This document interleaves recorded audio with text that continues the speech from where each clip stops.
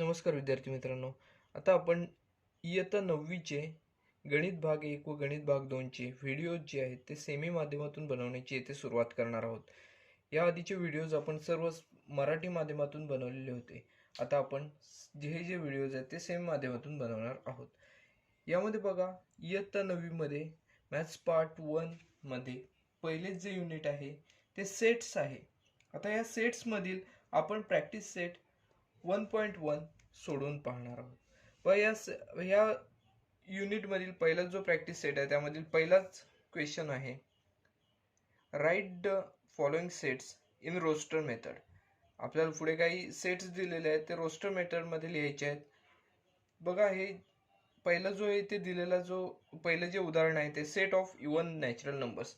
आपल्याला माहिती आहे नॅचरल नंबर्स स्टार्ट्स फ्रॉम 1 1 2 3 4 आणि हे कुठे संपतात ते आपल्याला इथे सांगता येत नाही. हे नॅचरल नंबर्स 1 2 3 पासून स्टार्ट होतात आणि कुठे संपतील हे आपल्याला सांगता येत नाही. त्यामध्ये अजून एक अट दिलेली आहे, एक कंडिशन दिलेली आहे, set of even natural numbers इथे पाहिजे आहेत. मग आता हा जो सेट आहे तो आपण या सेटला नाव देऊया एम इज इक्वल टू, बघा पहिला इव्हन नॅचरल नंबर कोणता आहे तर 2 4 6 8 डॉट डॉट डॉट डॉट आणि हे कुठे संपतील ते आपल्याला इथे सांगता येत नाही. बघा, पहिलं जे एक्झाम्पल होतं ते आपल्या इथे पूर्णपणे सोडून झालेलं आहे. यामध्ये आपल्याला काय दिलेले होते तर set of even natural numbers. या सेटला आपण एम हे नाव दिलेलं आहे, एम इज इक्वल टू 2 4 6 8 आणि पुढे डॉट डॉट, कारण हे कुठे संपतील ते आपल्याला इथे सांगता येत नाही. आपल्याला इथे नॅचरल नंबर्स कुठून स्टार्ट होतात हे माहिती असणे गरजेचे. नॅचरल नंबर्स 1 2 3 4 पासून स्टार्ट होतात आणि कुठे संपतात ते सांगता येत नाही. त्यापैकी आपल्याला दिलेली कंडिशन काय होती तर इव्हन नॅचरल नंबर्स आपल्याला इथे लिहायचे होते. इव्हन नॅचरल नंबर 2 पासून स्टार्ट होतात, 2 4 6 8 अशा स्वरूपात आपले हे जे पहिले उदाहरण आहे ते इथे सोडून झालेले आहे. बघा, दुसरा जो क्वेश्चन आहे तो आहे दुसरा example, set of even prime numbers from 1 to 50.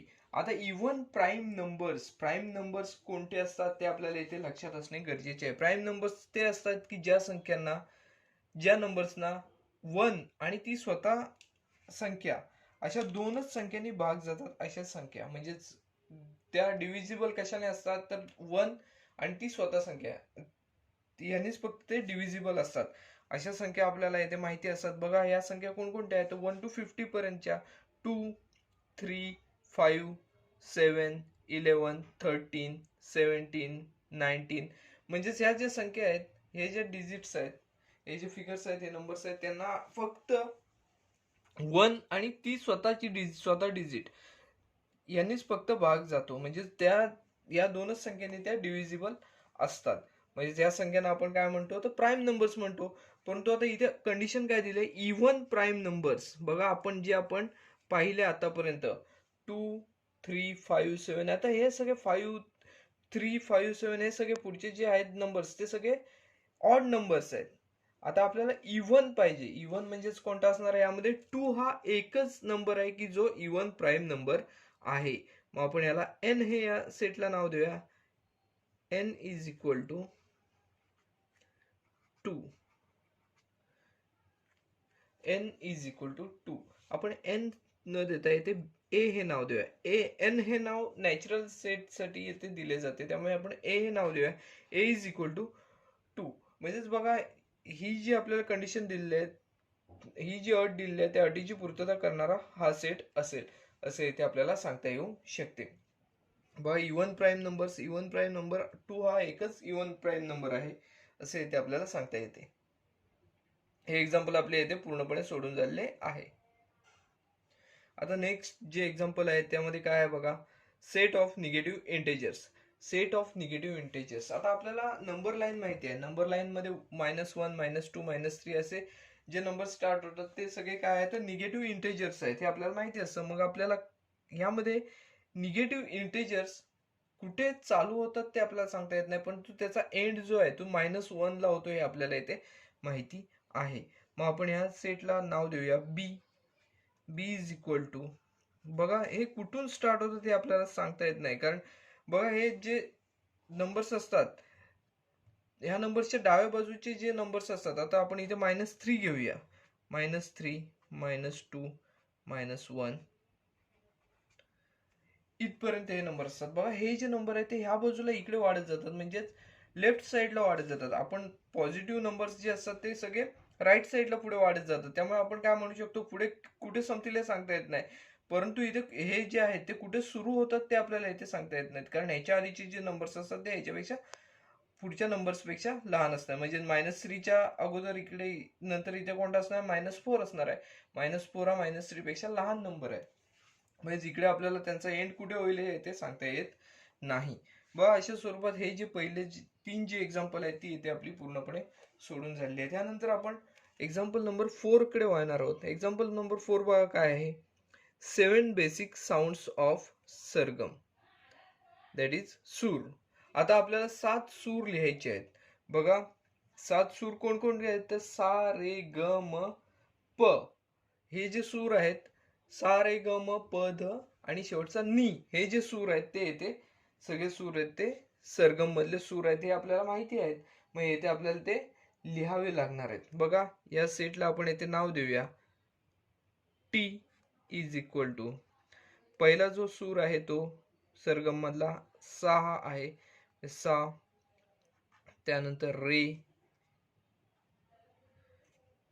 त्यानंतर ग,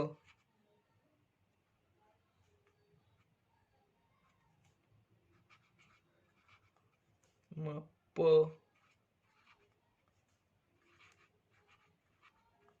ध, नी.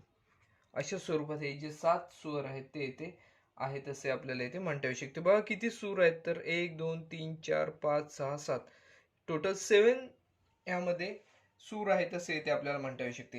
हा जो सेट होता तो काय होता, 7 basic sounds of sargam, that is सूर. बघा आपल्याला यावरून आपल्याला टी या सेटला आपण नाव दिलेलं आहे टी.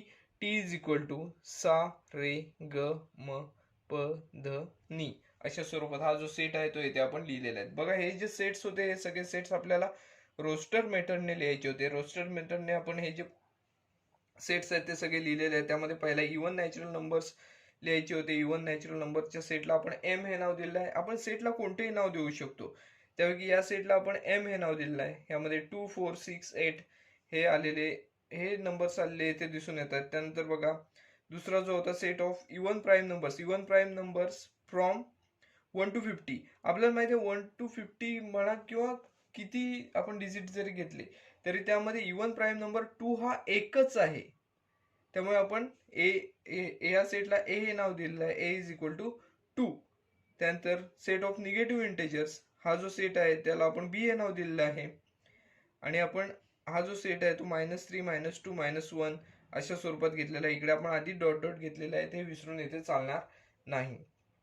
पुढचा जो सेट होता तो येते 7 basic sounds of sargam, that is आपण याला आपण नाव दिलेलं आहे टी.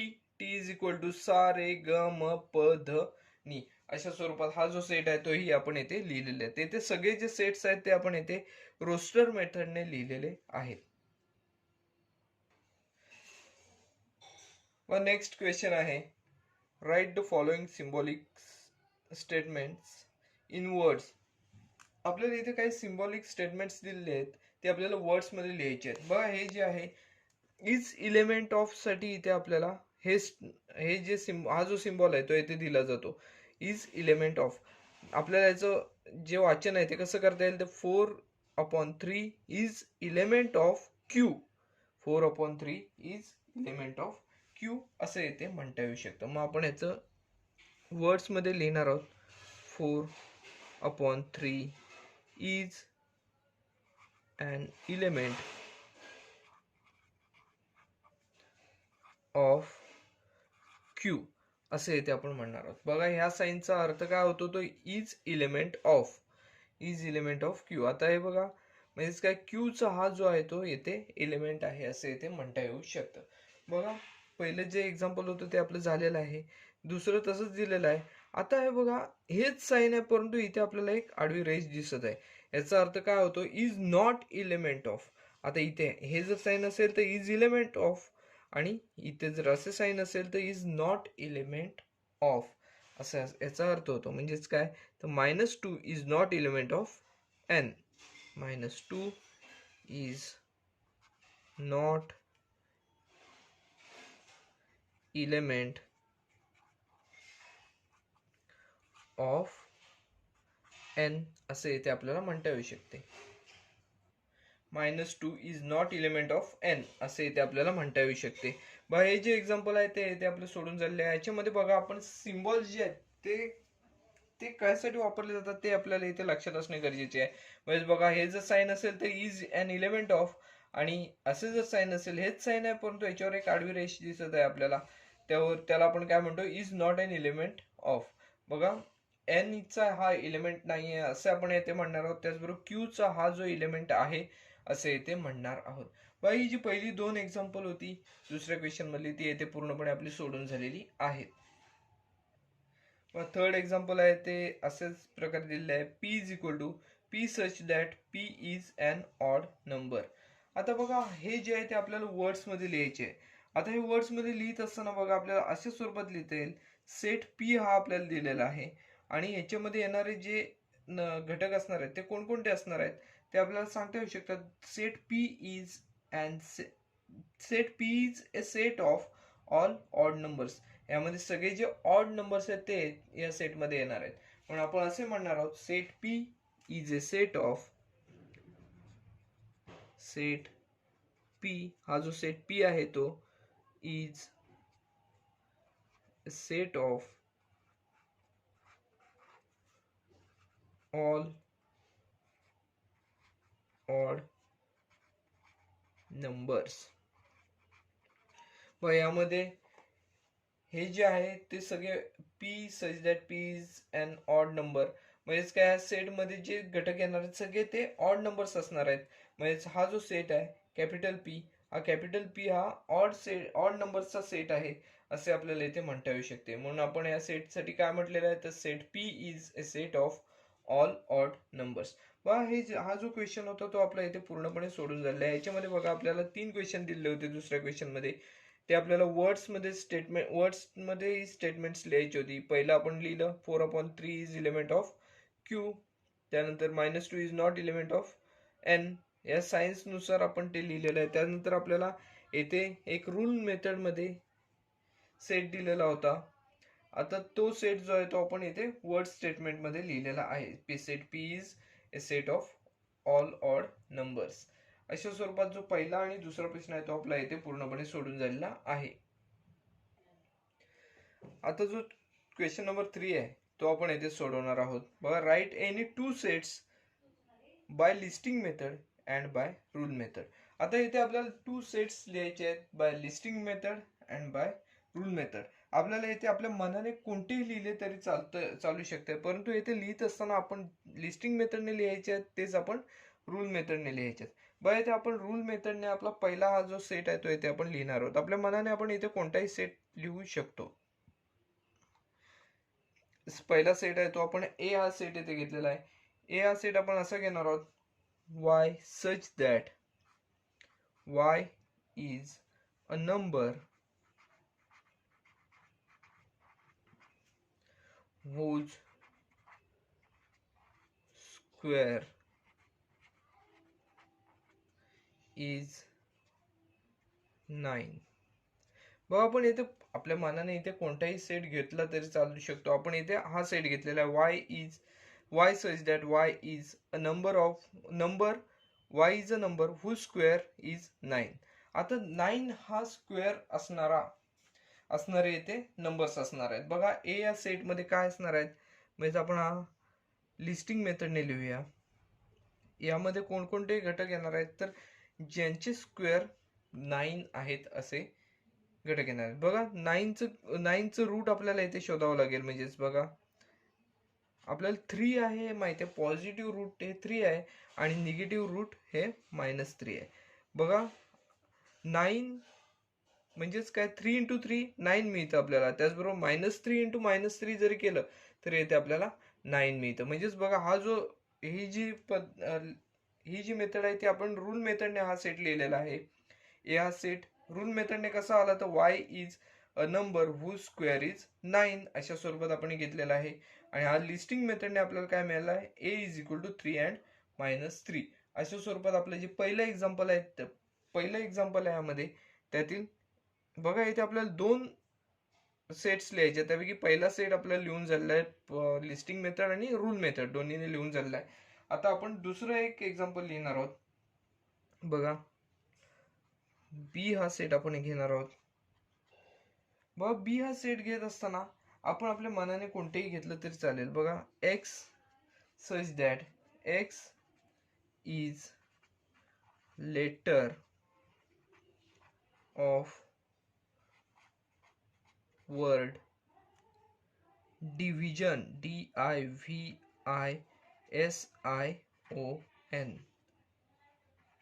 बघा आपण हे काय घेतलेलं आहे, हा आपण रूल मेथडने घेतलेला आहे. हा जो सेट आहे तो B is equal to x such that x is letter of word division. आता आपण डिव्हिजन या हे हा जो वर्ड आहे याच्यातील सगळी लेटर्स जी आहेत ती या बी या सेटमध्ये आहेत असं आपण येथे म्हणणार आहोत. मग त्यानुसार आपण हा जो सेट आहे तोच आपण येथे लिस्टिंग मेथडने लिहिणार आहोत. लिस्टिंग मेथडने लिहित असताना आपण काय करायचे आहे, तर कोणताही घटक परत परत आला नाही पाहिजे, कोणत्याही सेटमध्ये एखादा घटक डबल आला नाही पाहिजे, याची आपण येथे काळजी घ्यायची आहे. म्हणजेच आता प्रत्येक ह्यातलं जे लेटर आहे ते एक एकदाच आलं पाहिजे, सारखं आलं नाही पाहिजे, याची आपण काळजी घ्यायची. बघा पहिलं जे लेटर आहे ते डी येणार, त्यानंतर आय व्ही, बघा आय आहे पुढे, आय एकदा आलेला आहे. पुढे बघा एस, त्यानंतर परत आय आहे ते आलेलं आहे इथे, त्यानंतर ओ आणि एन. बघा ह्याच्यामध्ये बी या सेटमध्ये लिस्टिंग मेथडनुसार आपल्याला काय काय मिळालेलं आहे, तर B is equal to DIVSON हे जे घटक आहेत ते इथे आपल्याला मिळालेले दिसून येत आहेत. बघा हा जो सेट आपण रूल मेथडने लिहिताना कसा लिहिलेला आहे, B is equal to x such that x is letter of word division. हा सेट आपण लिस्टिंग मेथडने लिहिला. त्याच्यामध्ये आपण काय केले, तर आय हा जो घटक आहे ते आपल्याला 3 ठिकाणी दिसतोय, तो एकदाच आपण घेतलेला आहे. बाकीचे जे घटक आहेत ते एक एकदाच दिसत आहेत, ते आपण एक एकदा लिहून घेतलेले आहेत. त्यानुसार बी इज इक्वल टू DIVSON असं आपल्याला इथे हा लिस्टिंग मेथडने मिळालेला दिसून येतोय. हा जो क्वेश्चन होता तो आपल्या इथे 2 एक्झाम्पल्स लिहायची होती. ही 2 एक्झाम्पल्स आपण इथे लिस्टिंग मेथड अँड रूल मेथडने लिहिलेली आहेत. आपण आता ही सोडून अजून तुम्ही कोणतीही लिहिली तरी सुद्धा इथे चालू शकणारे आहे. बघा हा जो क्वेश्चन आहे तो आपला इथे पूर्णपणे सोडून झालेला आहे. त्यानंतर प्रॅक्टिस सेट मधील पुढील जो प्रश्न आहे, क्वेश्चन नंबर 4, तो आहे write the following sets using listing method. आपल्याला काही सेट्स पुढे दिलेले आहेत ते आपल्याला लिस्टिंग मेथडने इथे लिहायचे आहेत. बघा पहिला जो सेट दिलेला आहे तो all months in the Indian solar year. आता आपल्याला यामध्ये इंडियन सोलार इयर मध्ये येणारे जे मंथ्स आहेत ते लिस्टिंग मेथडने इथे लिहायचे आहेत. बघा आता यामध्ये आपण या सेटला आपण नाव देऊया ए, हे नाव देऊया ए इज इक्वल टू. बघा इंडियन सोलार इयर नुसार पहिला जो मंथ असतो तो येथे चैत्र असतो, तो आपण इथे लिहिणार आहोत चैत्र. त्यानंतर वैशाख,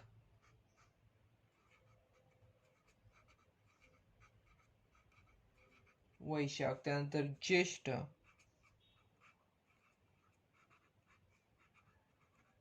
त्यानंतर आषाढ,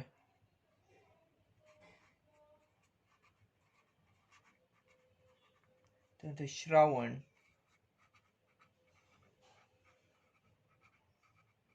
त्यानंतर भाद्रपद,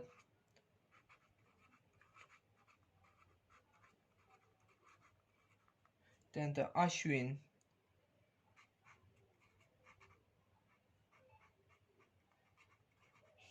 त्यानंतर कार्तिक,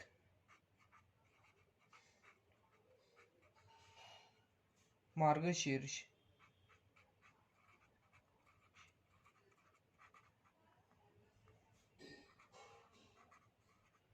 पौष,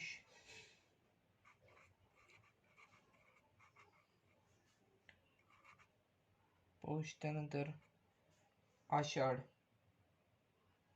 झालेला आहे. पौष नंतर माघ आणि त्यानंतर फाल्गुन. अशा स्वरूपात हे आपल्याला हे जे मंथ्स आहेत, all months in the Indian solar year, याच्यामध्ये जे मंथ्स आहेत ते आपल्याला इथे मिळताना दिसून येत आहेत. हे मंथ्स आहेत ते आपण येथे लिस्टिंग मेथडने लिहिलेले आहेत. त्यामध्ये बघा, चैत्र, वैशाख, ज्येष्ठ, आषाढ, श्रावण, भाद्रपद, आश्विन, कार्तिक, मार्गशीर्ष, पौष, माघ आणि फाल्गुन. अशा स्वरूपात हे आपल्याला येते जे मंथ्स आहेत ते आपल्याला मिळताना दिसून येतील. हा जो पहिला जो आपल्याला लिस्टिंग मेथडने लिहायचा होता सेट, तो इथे पूर्णपणे आपण सोडवलेला आहे. आता प्रश्न पडला असेल, आपण ए प्रत्येक ठिकाणी का शेवटला लिहिलेला आहे? तर मंथ्स हे जे इंडियन सोलार इयर मधले जे मंथ्स आहेत त्यामध्ये शेवटला ए हे माघ MAGH असं न लिहिता MAGH फाल्गुन शेवटला ए अशा स्वरूपात इथे लिहिले जाते. हा जो पहिला क्वेश्चन होता तो इथे आपला पूर्णपणे सोडून झालेला आहे. यामधील दुसरा जो सेट आहे तो बघा, letters in the word complement. आता हा कॉम्प्लिमेंट हा वर्ड येथे दिलेला आहे आणि यातील लेटर्स जे आहेत त्या सेटमध्ये आपल्याला इथे लिहायचे आहेत. आता हा जो सेट आहे त्या सेटला आपण बी हे नाव देऊया. पहिला जो सेट होता त्याला आपण ए हे नाव दिलं होतं, त्यानंतर या सेटला बी हे नाव देऊया. कॉम्प्लिमेंट हा जो वर्ड आहे इथे आपल्याला दिलेला कॉम्प्लिमेंट हा वर्ड आहे. या वर्ड मधील अक्षरे यामध्ये आपल्याला लिहायचे, लेटर्स लिहायचे. पण तो लेटर्स लिहित असताना आपल्याला जो रूल आहे, सेट्सचा रूल आहे, तो आपल्याला इथे त्याचे पालन करावे लागणार आहे. म्हणजे कोणतेही जे अक्षर आहे, कोणतेही लेटर यामध्ये डबल होणार नाही, परत पुन्हा त्याची पुनरावृत्ती होणार नाही, याची आपण इथे काळजी घ्यायची आहे. मग त्यानुसार आपण कॉम्प्लिमेंट हा वर्ड बाय लिस्टिंग मेथड लिहिणार आहोत. बघा, पहिला सी हा वर्ड आहे, सी हा ए लेटर आहे, सी लिहिलं. त्यानंतर ओ आहे, त्यानंतर एम आहे, त्यानंतर पी आहे, त्यानंतर एल आहे, ई आहे, COMPLE. इथपर्यंत आपल्याला पुनरावृत्ती झालेली दिसत नाही. बघा, त्यानंतर एम दिसत आहे, एम येथे झालेला आहे, त्यामुळे एम आपण येथे लिहिणार नाहोत. त्यानंतर बघा ई आहे, ई पण येथे झालेले आहे, त्यामुळे ME हे दोन आपण जी लेटर्स आहेत ती येथे स्किप करणार आहोत. त्यानंतर पुढे एन आहे, एन आपण इथे घेऊ आणि शेवटचं लेटर आहे ते म्हणजेच टी. बघा, म्हणजेच बी हा सेट आपण कॉम्प्लिमेंट यातील लेटर्सचा जो आहे तो येथे आपण लिस्टिंग मेथडने लिहिलेला आहे. बघा, यामध्ये कोणकोणते घटक आलेले आहेत, COMPLENT. याच्यामध्ये एम आणि ई ह्याची येथे पुनरावृत्ती झालेली दिसते, ती आपण येथे टाळलेली आहे. यामध्ये आपण पुनरावृत्ती कोणत्याही लिस्टिंग मेथडमध्ये कोणत्याही शब्दाची किंवा कोणत्याही घटकाची आपण येथे पुनरावृत्ती करत नाही. त्यानुसार आपण येथे काय केलेले आहे, हा जो सेट आहे तो लिस्टिंग मेथडने येथे लिहिलेला आहे. पण हे जे हा जो सेट होता तो येथे आपला पूर्णपणे लिहून झालेला आहे. अतिशय सोपा असा सेट होता. व पुढचा जो सेट आहे तो set of human sensory organs. Human sensory organs यामध्ये आपल्याला या सेटमध्ये लिहायचे आहेत. व हा जो सेट आहे यामध्ये आपल्याला ह्युमन सेन्सरी ऑर्गन्स कोणकोणते आहेत ते इथे माहीत असणे गरजेचे आहे. म्हणजेच nose, ears, eyes, tongue and skin, those are human sensory organs. हे आपल्याला इथे माहीत असणे गरजेचे आहे. त्यानुसार आता इथे आपण हा जो सेट आहे या सेटला आपण सी हे नाव देऊया आणि यामध्ये या सेटमध्ये आपण ह्युमन सेन्सरी ऑर्गन्स जे आहेत ते सगळे येथे लिहायचे आहेत. बघा, एकूण 5 येथे ह्युमन सेन्सरी ऑर्गन्स आहेत. त्यामध्ये पहिला जो ऑर्गन आहे तो येथे नोज हा आहे, नोज. त्यानंतर इयर्स, आईज, त्यानंतर टंग आणि शेवटचा उरला तो म्हणजे स्किन. हे जे आहेत ते येथे ह्युमन सेन्सरी ऑर्गन आहे असे येथे आपल्याला म्हणता येऊ शकते. बघा, set of human sensory organs आपण लिहिलेले आहे. या सेटला आपण नाव दिलेलं आहे C is equal to nose, ears, eyes, tongue and skin. हे सगळे घटक आहेत ते आपण ह्युमन सेन्सरी ऑर्गन्स मध्ये लिहिलेले आहेत, या सेटमध्ये लिहिलेले आहेत. बघा, यामध्ये लिहित असताना आपल्याला हे माहिती असले पाहिजे की ह्युमन सेन्सरी ऑर्गन्स कोणते आहेत. जर हे माहिती नसेल तर या सेटमध्ये आपण काही लिहू शकत नाही. त्यामुळे आपल्याला यांची माहिती सुद्धा असणे गरजेचे आहे. यातील क्वेश्चन नंबर 4 जो आहे तो set of prime numbers from 1 to 20. आपल्याला येथे हा जो सेट आहे त्यामध्ये 1 to 20 याच्यामध्ये येणारे सगळे प्राईम नंबर्स लिहायचे आहेत. बघा प्राईम नंबर्स आपल्याला माहिती आहेत जे नंबर्स असे नंबर्स की ज्यांना 1 आणि तो स्वतः नंबर यांनीच फक्त डिव्हिजिबल करता येते असे नंबर्स जे आहेत त्यांना आपण प्राईम नंबर्स असे म्हणतो. मग आता त्यानुसार प्राईम नंबर्स आपण येथे लिहिणार आहोत. बघा या सेटला आपण डी हे नाव देऊया. डी इज इक्वल टू पहिला 2 हा इवन प्राईम नंबर आहे. 2 हा एकमेव इवन प्राईम नंबर आपल्याला येथे दिसून येतो. 2 नंतर 3 हा सुद्धा येथे प्राईम नंबर आहे. 4 नाही, 5 हा आहे, 6 नाही, 7 आहे, 8 नाही आहे प्राईम नंबर, 9 नाही, 9 नाही आहे प्राईम नंबर, 10 नाही, 11 हा एक प्राईम नंबर आहे असे इथे आपण म्हणू शकतो. 12 नाही, 13 हा येथे प्राईम नंबर आहे. 14, 15, 16 नाही, 17 हा येथे प्राईम नंबर आहे. 18 नाही, येथे 19 हा सुद्धा येथे प्राईम नंबर आहे असे इथे आपण म्हणू शकतो. बघा हा जो सेट आहे या सेटमध्ये आपल्याला कोणकोणते घटक मिळालेले आहेत तर या सेटला आपण डी हे नाव दिलेलं आहे. यामध्ये असलेले घटक कोणते आहेत तर 2, 3, 5, 7, 11, 13, 17, 19 हे आपल्याला डिजिट्स यामध्ये मिळालेले दिसून येतात. म्हणजे हे सगळे जे आहेत ते प्राईम नंबर्स आहेत which starts from 1 and ends to 20. 1 to 20 मध्ये असलेले हे सगळे प्राईम नंबर्स आहेत असे इथे आपल्याला म्हणता येऊ शकते. हे जे एक्झाम्पल आहे तेही आपल्या इथे पूर्णपणे सोडून झालेले आहे. अशा स्वरूपाची जी एक्झाम्पल्स असतात ती परीक्षेमध्ये 1 गुणासाठी विचारली जात असतात. अतिशय सोपी अशी उदाहरणे आहेत ही. पुढचा जो सेट आहे तो येथे असं दिलेला आहे names of continents of the world. आपल्याला हा जो सेट आहे या सेटमध्ये कॉन्टिनेंट्सची नेम लिहायची आहेत. कॉन्टिनेंट्स म्हणजेच खंड. आता या खंडांची नावं इथे आपल्याला लिहायची आहेत. इथे आपल्याला कॉन्टिनेंट्सची नाव सुद्धा लक्षात असणे येते गरजेचे आहे. या सेटला आपण क्रमाने डी हे नाव देऊया. पहिल्या सेट पासून आपण ए बी सी डी ही नावं दिलेली आहेत. या सेटला ई हे नाव दिलं तर बघा हा जो सेट आहे आपण आपल्या कॉन्टिनेंट पासून स्टार्ट करूया. एशिया, त्यानंतर आफ्रिका, नॉर्थ अमेरिका,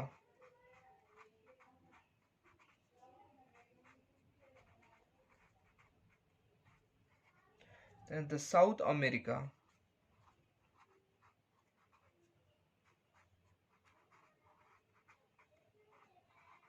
त्यानंतर अंटार्क्टिका,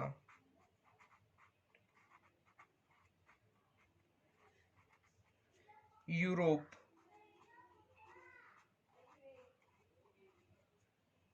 ऑस्ट्रेलिया.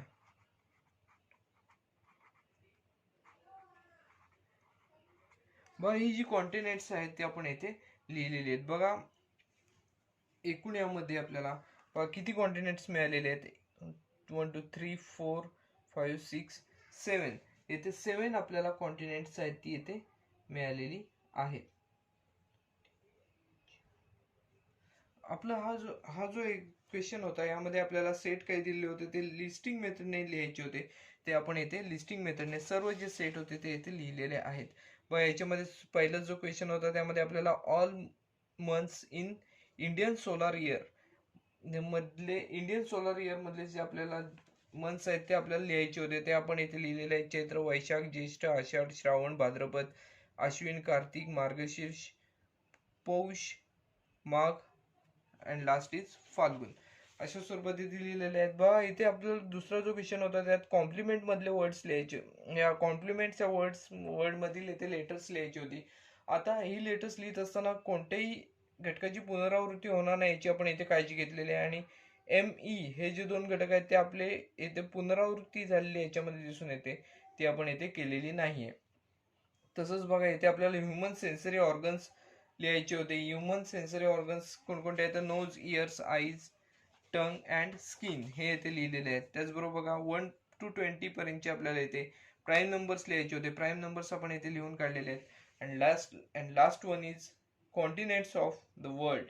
आपण इथे कॉन्टिनेंट्स सगळी येथे लिहून काढलेले. बघा हा जो क्वेश्चन आहे तोही आपल्या इथे पूर्णपणे सोडून झालेला आहे. यानंतर एक शेवटचा जो क्वेश्चन आहे तो उरलेला आहे बघा याच्यामध्ये आपण काय केलेलं आहे, तर आपल्याला सेट्स दिले होते त्याचे आपण लिस्टिंग मेथडमध्ये रूपांतरण केलेलं होतं. आता आपल्याला काय करायचं आहे, तर लिस्टिंग मेथडमध्ये दिलेलं आहे त्याचं आपल्याला रूल मेथडमध्ये येते रूपांतरण करायचे आहे. तर तो क्वेश्चन आता आपण सुरू करणार आहोत. पुढील जे एक्झाम्पल आहे ते काय आहे, question write the following sets using rule method. आपल्याला जो दिलेला आहे सेट तो येथे लिस्टिंग मेथडने दिलेला आहे. यामध्ये बघा ए इज इक्वल टू 149 16 25 36 49 64 81 अँड 100 हे आपल्याला दिलेले आहेत. ए या सेट मधील घटक दिलेले आहेत. त्याचे आपल्याला रूल मेथड मध्ये आपल्याला कन्वर्जन करायचं आहे. आता रूल मेथड मध्ये कन्वर्जन करत असताना आपल्याला ह्यामध्ये जो रूल आहे काय आहे यामध्ये ते आपल्याला इथे शोधून काढावं लागतं. बघा आपण जर निरीक्षण केलं तर येथे आपल्याला 1 to 10 नंबर्स पर्यंतचे स्क्वेअर नंबर्स दिसत आहेत. 1 to 10 नंबरचे स्क्वेअर्स दिसत आहेत. बघा 1 चा स्क्वेअर 1, 2 चा स्क्वेअर 4, 3 चा स्क्वेअर 9, 4 चा स्क्वेअर 16, 5 चा स्क्वेअर 25, 6 चा स्क्वेअर 36, 7 चा स्क्वेअर 49, 8 चा स्क्वेअर 64, 9 चा स्क्वेअर 81 आणि 10 चा स्क्वेअर 100 अशा स्वरूपात आपल्याला हे नंबर्स दिसत आहेत. मग हे जे आहे त्याच्यामध्ये रूल कोणता आहे, those are numbers from 1 to 10. आता इथे आपल्याला असे म्हणता येऊ शकतं those are squares of numbers 1 to 10. 1 पासून 10 पर्यंतचे इथे आपल्याला स्क्वेअर्स आहेत असे इथे आपल्याला दिसून येते. मग त्यानुसार इथे आपण हा जो सेट आहे तो आपण रूल मेथडने लिहित असताना कसा लिहिणार आहोत, A is equal to x such that x is equal to n square. बघा एन स्क्वेअर म्हणजेच काय, हे जे नंबर्स आहेत ते सगळे स्क्वेअर नंबर्स आहेत असे आपल्याला म्हणता येऊ शकते. त्याचबरोबर काय आहे, हा जो एन आहे तो कॅपिटल एन म्हणजे नॅचरल नंबर्सचा एलिमेंट आहे. N is element of natural numbers. That capital N stands for natural numbers. N is element of natural numbers, and also we have to write n is smaller than 11. बघा 11 पेक्षा 11 पेक्षा लहान सगळ्या संख्या n म्हणजेच, आणि n म्हणजेच काय तर नॅचरल नंबर्स आहे. नॅचरल नंबर्स 1 पासून स्टार्ट होतात आणि कुठे संपतात ते आपल्याला सांगता येऊ शकत नाही 1 2 3 4. परंतु इथे आपल्याला ही जी कंडिशन लिहिलेली आहे ती काय दिलेली आहे, आपण लिहिलेली आहे 11 पेक्षा लहान आहे. एन हा जो आहे तो 11 पेक्षा लहान आहे. त्याचबरोबर काय एन हा नॅचरल नंबर्सचा इलेमेंट आहे असे इथे आपण म्हटलेले आहे. बघा हा जो सेट आहे तो येथे आपण रूल मेथडने लिहिलेला आहे. रूल मेथडने लिहित असताना आपण काय केलेले आहे, तर A is equal to x such that x is equal to n square, आणि पुढे कंडिशन काय दिलेली आहे, N is element of natural numbers that n is stands for natural numbers and also n is smaller than 11. हे आपल्याला जे आहे ते इथे कंडिशन दिलेले आहेत. त्यानुसार हे जे पहिले एक्झाम्पल आहे ते आपण लिस्टिंग मेथडचं येथे रूल मेथडमध्ये कन्वर्जन येथे केलेले आहे. अतिशय सोपे असे एक्झाम्पल होते. यामध्ये कोणता रूल आहे तो येथे आपल्याला शोधून काढावा लागतो. शोधल्यानंतर आपल्याला सोडवणे हे काही कठीण नसते. पहिले जे एक्झाम्पल आहे ते इथे आपले सोडून झालेले आहे. पुढील जे एक्झाम्पल आहे ते आहे b is equal to 6 12 18 24 30 36 42 48. आज जर निरीक्षण केलं तर हे जे आहे बी हा सेट आपल्याला लिस्टिंग मेथडने दिलेला आहे. लिस्टिंग मेथड मध्ये जर याचं निरीक्षण आपण केलं तर इथे आपल्याला असं दिसतंय की हे जे नंबर्स आहेत ते सगळे 6च्या टेबल मधले नंबर्स आहेत. आता 6च्या टेबल मधले नंबर्स असून 6 8 जा 48 पर्यंतचे हे सगळे नंबर्स आहेत. 6 9 जा 54 येथे दिसत नाहीये, म्हणजे 6 8 जा म्हणजे 6च्या 8 पटीपर्यंतचे हे सगळे नंबर्स आहेत हे असे आपल्याला दिसून येते. मग हा जो बी हा सेट आहे तो आपल्याला येथे असा लिहिता येऊ शकतो, B is equal to x such that x is equal to 6n. बघा इथे 6n का घेतलेले आहे, तर हे सगळे जे नंबर्स आहेत ते 6च्या पटी दिले आहेत, 6च्या पटी दिला आहे ते आपल्याला असे दिसून येते. त्यानंतर n हा जो आहे तो कॅपिटल एन चा इलेमेंट आहे. म्हणजेच काय, तर n is element of natural numbers that capital N stands for natural numbers. And after that बघा एन म्हणजेच काय किती पटीपर्यंत आहेत, तर 6 8 म्हणजे 6च्या 8व्या पटीपर्यंतचे हे जे नंबर्स आहेत ते सगळे इथे दिलेले आहेत. त्यानंतर आपल्याला असे म्हणावे लागेल एन इज स्मॉलर दॅन 9. म्हणजेच काय, एन म्हणजेच काय, एन ची किंमत 8 पर्यंतच आपण घेऊ शकतो. म्हणजेच हे जे नंबर्स आहेत ते 6च्या 8व्या पटीपर्यंत आहेत. 6 8 पर्यंत आहेत असे इथे आपल्याला म्हणता येऊ शकते. त्यानुसार आपल्याला हा जो सेट आहे तो आपण येथे रूल मेथडने लिहिलेला आहे. व रूल मेथडने लिहित असताना काही कठीण नाही, आपल्याला फक्त येथे रूल कोणता आहे तो येथे शोधून काढावा लागतो. काही कठीण नसते, सोपे असते. फक्त बघा हे जे आहेत ते सगळे नंबर्स आपण येथे काय रूल शोधलेला आहे, हे सगळे नंबर्स जे आहेत ते 6च्या टेबल मधले आहेत. हा आपण येथे रूल शोधलेला आहे. या रूल नुसार आपण काय म्हटलं तर बी या सेट मध्ये आपण x such that x is equal to 6n म्हणजेच एन हा जो नंबर आहे तो येथे आपल्याला 8व्या पटीपर्यंत आहे ते आपण पुढे लिहिलेले आहे, परंतु 6च्या पटीत आहे ते सगळे. त्यानंतर n is in n element of capital N that is natural numbers. After that n is smaller than 9. अशा स्वरूपात आपण येथे काही कंडिशन्स लिहिलेल्या आहेत आणि त्यानुसार हे जे एक्झाम्पल आहे तेही आपल्या इथे पूर्णपणे सोडून झालेले आहे. हे आपल्याला लिस्टिंग मेथड मध्ये दिलेले होते, त्याचे आपण रूल मेथड मध्ये कन्व्हर्जन केलेले आहे व अतिशय सोपे असे एक्झाम्पल होते. पुढचे जे एक्झाम्पल आहे त्यामध्ये बघा सी हा सेट दिलेला आहे. C is equal to SMILE हे येथे लेटर्स दिलेले आहेत. यानुसार हा सेट दिलेला आहे. बघा जर आपण हा रूल मेथड मध्ये याचं जर कन्व्हर्जन करायचं म्हटलं तर आपल्याला इथे हा वर्ड जो आहे, इथे वर्डच तयार झालेला दिसतोय SMILE. ह्याचा आपण स्पेल काय करू शकतो तर स्माइल हा याचा उच्चार होतो असे आपल्याला दिसून येते. म्हणजेच हे जे आहेत हे लेटर्स स्माइल या वर्ड मधले आहेत असे येथे आपण म्हणू शकतो. बघा असे जर म्हटले तर येथे आपल्याला हा जो सेट आहे तो आपल्याला असा म्हणता येऊ शकतो C is equal to x such that x is letter in the word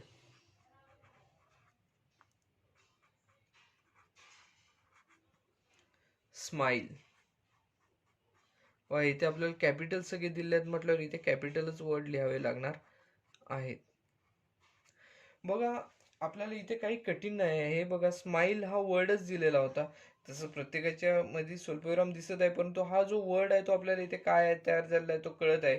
त्यानुसार आपण इथे काय म्हटलेलं आहे तर x such that x is letter in the word smile. Smile या वर्ड मधील हे लेटर एक लेटर आहे असे ते आपण म्हटलेलं आहे. त्यानुसार सी या सेट मध्ये आपण बाय लिस्टिंग मेथड अशा स्वरूपात आहे आणि बाय रूल मेथड आपण अशा स्वरूपात लिहू शकतो. बघा हे जे एक्झाम्पल आहे तेही आपले इथे पूर्णपणे सोडून झालेले आहे. अतिशय सोपे असे एक्झाम्पल आहे. पुढील जे एक्झाम्पल आहे त्यामध्ये आपल्याला डी हा सेट दिलेला आहे. फोर्थ एक्झाम्पल डी हा सेट दिलेला आहे. त्यामध्ये डी या सेट मध्ये असलेले घटक भाग कोणकोणते आहेत तर Sunday, Monday, Tuesday, Wednesday, Thursday, Friday, Saturday. आता जर आपण ह्याचं पाहिलं यामध्ये कोणता रूल दिसत आहे ते जर आपण पाहायचं म्हटलं तर इथे आपल्याला एका वीक मध्ये असलेले सगळे डेज आहेत असे इथे आपल्याला दिसून येते. आठवड्यातील सर्व वार आहेत असे आपल्याला इथे दिसून येते. वीक मधले डेज आहे ते. मग आता आपण डी हा सेट जो आहे तो बाय रूल मेथड आपण कसा लिहिणार आहोत तर बघा x such that x is a day of the week. हा हे जे आहे ते एका वीक मधले सगळे डेज आहेत तसे आपल्याला इथे म्हणता येऊ शकते. X such that x is a day of the week असे इथे आपल्याला म्हणता येऊ शकते.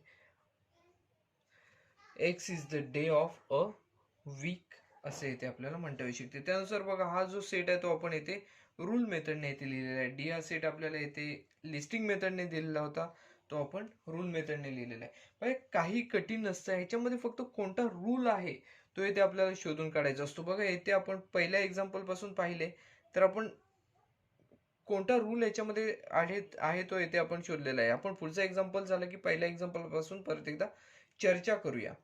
बघा अतिशय सोपी अशी उदाहरणे आहेत. आता या प्रॅक्टिस सेट मधले लास्ट एक्झाम्पल उरलेले आहे ते आपण इथे सोडवूया. प्रॅक्टिस सेट मधील लास्ट जे एक्झाम्पल आहे ते बघा. X is equal to AET. आपल्याला हे 3 वर्ड्स येथे दिले, 3 लेटर्स येथे दिलेले आहेत. आता या 3 लेटर्स पासून कोणता वर्ड तयार होतो का ते येथे पाहिजे. बघा जर आपण पाहिलं TEA, हा टी हा एक आपल्याला वर्ड मिळताना दिसून येतो. टी म्हणजेच काय, चहा. TEA हा इथे वर्ड मिळताना दिसून येतो. त्याचबरोबर EAT हा सुद्धा इथे वर्ड मिळताना दिसून येतोय. बघा आपण आता लिस्टिंग मेथडचं इथे रूल मेथड मध्ये कन्व्हर्जन करत असताना काय करायचं आहे तर बघा एक्स इज इक्वल टू, इथे आपल्याला कोणते वर्ड मिळालेले आहेत त्यापैकी आपण दोन पैकी कोणताही एक वर्ड वापरला तरी चालू शकतो. TEA म्हणजेच टी हा वर्ड मिळेल. त्याचबरोबर EAT, हे बघ ह्यामध्ये क्रम जो दिलेला आहे क्रमाला काही महत्व नसतं. आपण कोणत्याही क्रमाने घेतलं तरी सुद्धा इथे चालू शकतं. त्यानुसार आपण EAT म्हणजे इट हा एक वर्ड आपण यापासून मिळवू शकतो. त्याचबरोबर TEA म्हणजेच टी हा एक वर्ड यापासून आपण मिळवू शकतो. बघा हा जो सेट आहे यामध्ये आपण असे लिहिणार आहोत की x is equal to x such that x is a letter, x is a letter in the word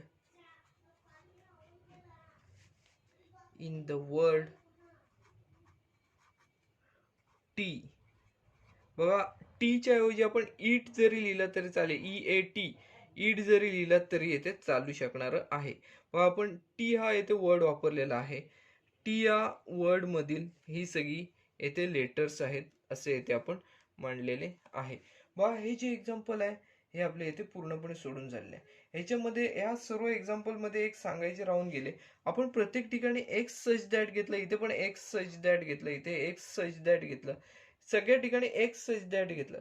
त्याच्याऐवजी तुम्ही येथे घेत असताना वाय सच दॅट वाय असं जरी घेतलं तरी चालेल, झेड सच दॅट झेड असं घेतलं तरी सुद्धा चालेल. इथे वर्ड कोणता घ्यावा ह्याला काही महत्व नाही. आपण इथे प्रत्येक एक्झाम्पल मध्ये एक सच दॅट आपलं सोडत असताना अनावधानाने घेतलेलं आहे. तर तुम्ही येथे कोणताही वर्ड घेऊन हे उदाहरण, ही जी एक्झाम्पल्स आहेत ती येथे सोडू शकता. बघा हा जो क्वेश्चन होता या क्वेश्चन मध्ये आपण पहिल्यापासून 5व्या क्वेश्चन पर्यंत जी एक्झाम्पल सोडवली त्याच्याविषयी परत एकदा आपण चर्चा करूया. बघा यामध्ये आपण काय केलेले आहे तर पहिल्यामध्ये बघा आपल्याला लिस्टिंग मेथडने एक सेट दिलेला होता. याच्यामध्ये कोणता रूल आहे तो आपण येथे शोधून काढला. कोणता रूल आहे तर हे जे नंबर्स आहेत ते स्क्वेअर नंबर्स आहेत. 1 to 10 पर्यंतच्या नंबरचे स्क्वेअर्स आहेत सगळे. त्यानुसार आपण येथे रूल मेथड मध्ये आपण काय म्हटलेले आहे की x such that x is equal to n square.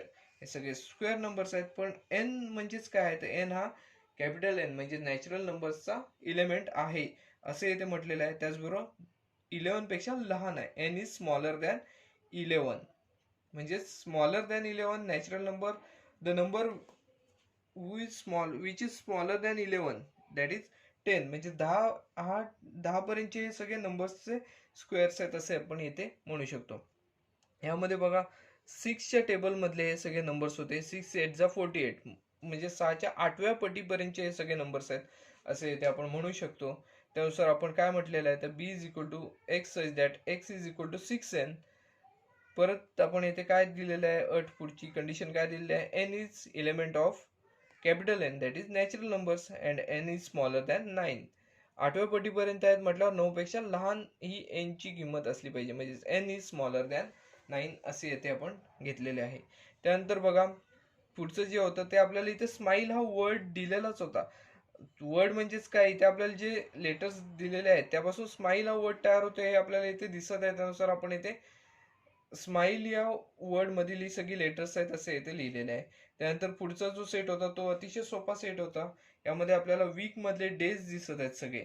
मग त्यानुसार आपण हे काय म्हटलेलं आहे, x such that x is a day of a week असे म्हटलेलं आहे. त्यानंतर बघा पुढचा जो सेट होता लास्ट एक्झाम्पल, यामध्ये AET हे 3 वर्ड्स दिलेले होते, 3 लेटर्स दिलेले होते. या लेटर्स पासून आपल्याला एक वर्ड तयार करायचा होता. आपण कोणता वर्ड तयार केलेला आहे तर TEA हा एक वर्ड तयार केलेला आहे. ते अजून आपण एक वर्ड विचारात घेतलेला होतो म्हणजेच EAT इट हा सुद्धा इथे वर्ड तयार होताना दिसून येतो. पण आपण येथे टी हा एकच वर्ड घेतलेला आहे, त्यानुसार आपण काय म्हटलं, x is that x is a letter in the word T असे इथे दाखवलेले आहे. वा जो प्रॅक्टिस सेट आहे तो आपला इथे पूर्णपणे सोडून झालेला आहे.